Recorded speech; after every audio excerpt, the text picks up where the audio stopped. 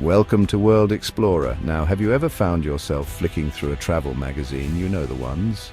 Glossy pages filled with pictures of places that look suspiciously more vibrant than they do in real life, and thought, yeah, I could be sipping a suspiciously turquoise cocktail on that beach right now, only to remember, oh yeah, the world's a bit of a mess right now.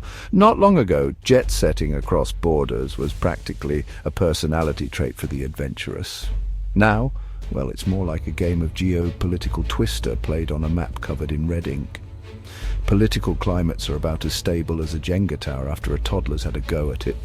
Security concerns are more common than free peanuts on a budget airline. And diplomatic ties are about as strong as a wet paper bag. It's enough to make you want to just stay home and alphabetize your spice rack, isn't it? But don't despair. That's why we are here. Today, we're diving headfirst into the tangled web of international relations to bring you 10 countries that have decided to give American travelers the cold shoulder in 2024. Buckle up, folks. It's going to be a bumpy ride. And while you're at it, hit that like button, subscribe and leave a comment. We love comments, especially the angry ones. First up, we're heading to a country that practically invented the word isolationist, North Korea. Now, North Korea has always been about as easy to get into as a bank vault on a Sunday, but in 2024 they decided to weld the vault door shut for Americans. The official reason? Well, according to the regime, it's all about escalating tensions and the ever-present risk of espionage, which, let's be honest, is a bit like a raccoon accusing you of stealing its trash. But let's be real, North Korea isn't exactly known for its transparency or its commitment to, facts. It's entirely possible that the ban has less to do with American spies and more to do with, say, internal politics, a desire to control their narrative, or maybe Kim Jong-un just really hates the new Barbie movie. We may never know. What we do know is that for now, the only Americans likely to set foot in North Korea are Dennis Rodman, and whoever gets tricked into starring in their next propaganda film. And honestly, that's probably for the best. Next, we're hopping over to a country that's no stranger to a good old-fashioned standoff, Russia. Now, relations between Russia and the US have always been a bit like a game of chess played by two grandmasters who are also secretly trying to trip each other under the table. But in 2024, things took a turn for the frostier when Russia decided to stop issuing visas to American citizens. The reason, you guessed it, national security concerns, which, in fairness, is a pretty broad term. You could argue that letting someone borrow your stapler without returning it is a national security concern. But the reality is, this ban is likely a response to the ongoing geopolitical tensions between the two countries, sanctions, counter-sanctions, and enough political posturing to make a peacock blush. It's a classic case of two nations using their citizens as pawns in a much larger game. And unfortunately, for American travelers hoping to see the Hermitage or finally understand what the deal is with borscht, it means their Russian adventures are on hold for the foreseeable future. From Russia, we're heading south to a country with a rich history, stunning architecture, and a relationship with the United States that could best be described as it's complicated. Iran.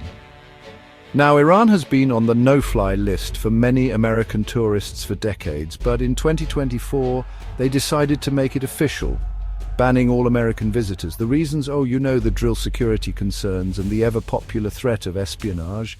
It seems like everyone's worried about spies these days. Maybe we should all start wearing trench coats and fake moustaches just to blend in. But, beyond the usual platitudes, the travel ban is a stark reminder of the deep-seated mistrust and animosity that has defined US-Iran relations for generations. From the hostage crisis to the nuclear deal to everything in between, it's a relationship built on a foundation of suspicion and hostility. And unfortunately for American travelers hoping to experience Iran's legendary hospitality and explore its ancient wonders, this latest chapter means they'll have to keep their suitcases packed away for now.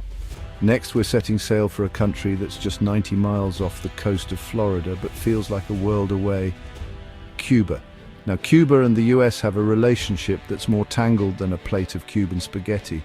Decades of embargoes, political maneuvering, and the occasional thawing of relations have left both countries in a perpetual state of "it's complicated." And in 2024, things got a little more complicated when Cuba decided to reinstate a ban on American travelers. The official reason: protecting their sovereignty and reducing foreign influence, which you have to admit is a pretty bold move when you're a stone's throw from a country with a long history of, shall we say, influencing its neighbors.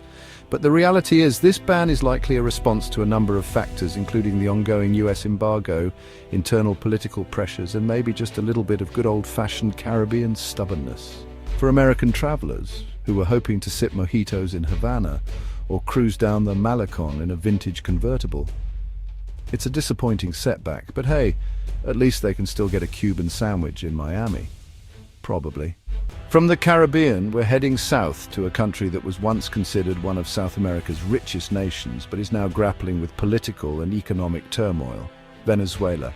Now, Venezuela has been in the news a lot in recent years, and let's just say it hasn't exactly been for its tourism industry. In 2024, the Venezuelan government decided to add American travelers to the list of things they're no longer welcoming with open arms. The official reason, part of a broader strategy to fend off Western interference, which, given the history of US intervention in Latin America, is a bit like a squirrel accusing you of stealing its nuts. But the truth is, this ban is likely more about internal politics than external threats. With the country facing hyperinflation, food shortages, and a political crisis that could make a telenovela look subtle, the last thing the Venezuelan government wants is a bunch of American tourists wandering around asking awkward questions about democracy and where to find toilet paper. Next, we're traveling to a country that's synonymous with conflict and instability: Libya. Now, Libya has been through the ringer in recent years, with a civil war, foreign intervention, and a political landscape that's more fragmented than a dropped mosaic. In 2024, the Libyan authorities decided to make it official. American travelers are not welcome. The reason? National security risks, which, given the fact that the country is still struggling to establish a stable government and militias are roaming the streets with more firepower than a Hollywood action movie, is about as surprising as a sandstorm in the Sahara. The reality is, Libya is simply not a safe place for tourists right now, and until the country can achieve some semblance of peace and stability, it's likely to remain off-limits to all but the most intrepid or foolhardy travelers. From Libya, we're heading to a country that's home to ancient history, stunning landscapes, and a humanitarian crisis that's been called the worst in the world: Yemen. Now, Yemen has been ravaged by civil war for years, with a Saudi-led coalition bombing the country into the Stone Age and a humanitarian crisis that's left millions on the brink of starvation. In 2024, the Yemeni government decided to add American travelers to the list of things they can no longer deal with. The reason? To prevent further complications and external interference, which, given the fact that the US has been a key supporter of the Saudi-led coalition, is a bit like a firefighter setting your house on fire and then telling you not to call for help. The reality is, Yemen is simply not a safe place for anyone right now, let alone tourists. And until the fighting stops, the humanitarian crisis is addressed and the country can begin to heal, it's likely to remain off-limits to the outside world. Next, we're traveling to a country that's been at the heart of the war on terror for over 2 decades: Afghanistan. Now, Afghanistan has a long and troubled history, with invasions, civil wars, and a revolving door of foreign powers trying to impose their will on the country. In 2024, the Taliban, who had swept back into power after the US withdrawal, decided to make it clear that American travelers were not welcome. The reason? To eliminate any perceived interference in their domestic affairs, which, given the fact that the US had just spent 20 years trying to reshape Afghan society in its own image, is a bit like a teenager telling their parents to stop trying to control their life after they've already picked out their college and their career path. The reality is, Afghanistan under the Taliban is a very different place than it was just a few years ago. And while it's too early to say what the future holds for the country, it's clear that American travelers and the rest of the world will have to wait and see what unfolds. From Afghanistan, we're heading to a country that's been torn apart by a decade of civil war: Syria. Now, Syria's story is one of tragedy and loss, with a brutal dictator, a fractured opposition, and foreign powers using the country as a proxy battleground for their own interests. In 2024, the Syrian government, having regained control of most of the country, decided to make it clear that American travelers were not welcome. The reason? Concerns over espionage, terrorism and potential destabilization, which, given the fact that the US had been supporting rebel groups fighting against the Syrian government, is a bit like a boxer accusing their opponent of throwing punches. The reality is, Syria is a country in ruins, both physically and psychologically. And while the fighting may have subsided in many areas, the scars of war run deep. It will take generations for Syria to heal, and until then, it's likely to remain a no-go zone for American travelers.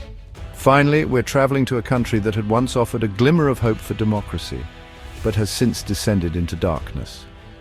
Myanmar, formerly known as Burma.